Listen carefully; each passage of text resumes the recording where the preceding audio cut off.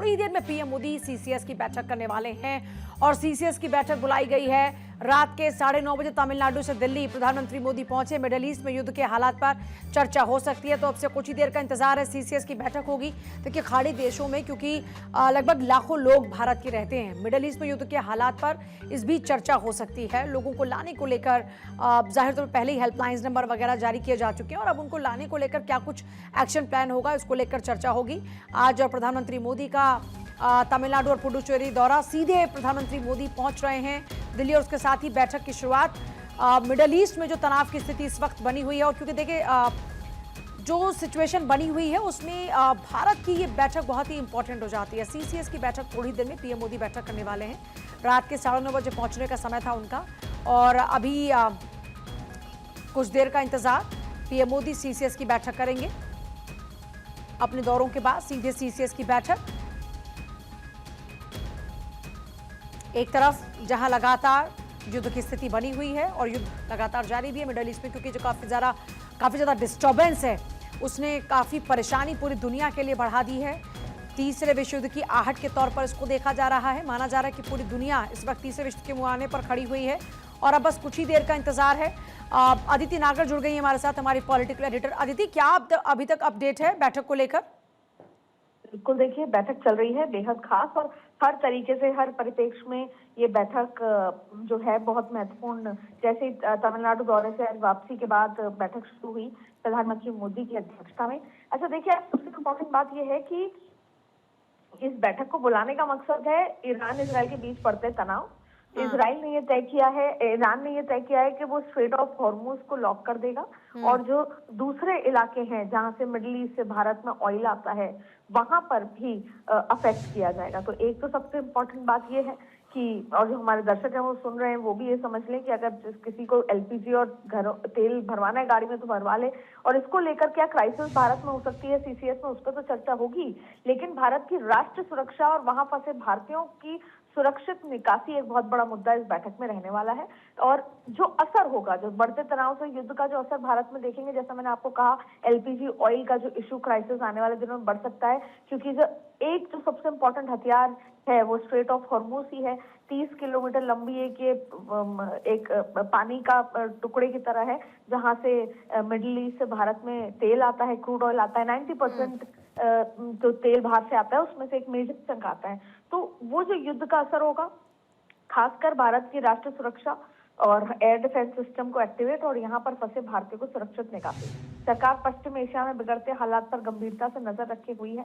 प्रधानमंत्री अपडेट लेंगे और आगे क्या कुछ होगा इस पर, इसी संदर्भ में बैठक बहुत ज्यादा इम्पोर्टेंट है।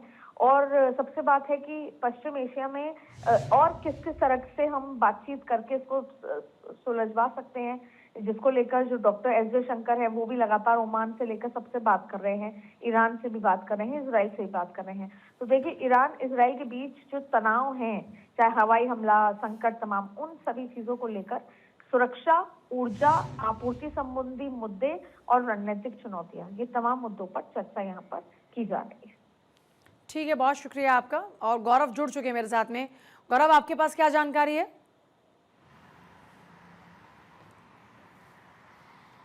देखिए, अब से कुछ ही देर बाद सीसीएस की जो महत्वपूर्ण बैठक है वो प्रधानमंत्री आवास पे शुरू हो जाएगी। मेरी मौजूदगी इस वक्त प्रधानमंत्री आवास पर ही, और अब से थोड़ी देर पहले रक्षा मंत्री राजनाथ सिंह जो हैं वो प्रधानमंत्री आवास पहुंचे हैं और उसके कुछ ही देर के आसपास जो वित्त मंत्री हैं निर्मला सीतारमण वो भी पहुंच चुकी हैं, इस तरीके की जानकारी मिल रही है। और अगर बात करें कि इस पूरे सीसीएस की जो बैठक होगी इसमें मौजूदा हालात को लेकर के चर्चा की जाएगी कि भारत का किस तरीके का स्टैंड रहने वाला है। जो हालात वैश्विक स्तर पर बने हुए हैं, आपको ध्यान हो कि जिस तरीके से जब यूक्रेन में वार चल रहा था वहां से जब छात्रों को भारत लाने की बात की गई थी तो विदेश मंत्रालय ने उसमें बढ़ चढ़ के अपनी भूमिका निभाई थी। एक ऑपरेशन के जरिए तमाम जो भारतीय मूल के वो छात्र थे उनको यूक्रेन से सुरक्षित वापस लेकर के आया गया था। तो ये जो बैठक है, ये बैठक ऐसे समय में हो रही है जब प्रधानमंत्री नरेंद्र मोदी 2 दिवसीय अपने विदेश दौरे के बाद दिल्ली पहुंचे हैं और उनके पहुंचने के बाद से इस पूरे बैठक की आधिकारिक तौर पर इसकी शुरुआत हो जाएगी। और जाहिर सी बात है मौजूदा समय में जिस तरीके के हालात हैं पहले उस पर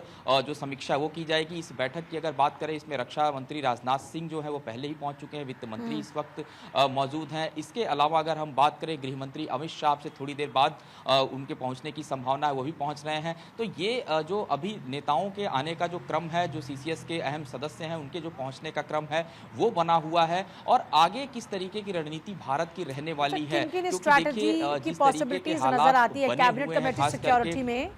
क्या क्या पॉसिबिलिटीज हैं? आपके इनपुट्स क्या कह रहे हैं, क्या हो सकता है आगे?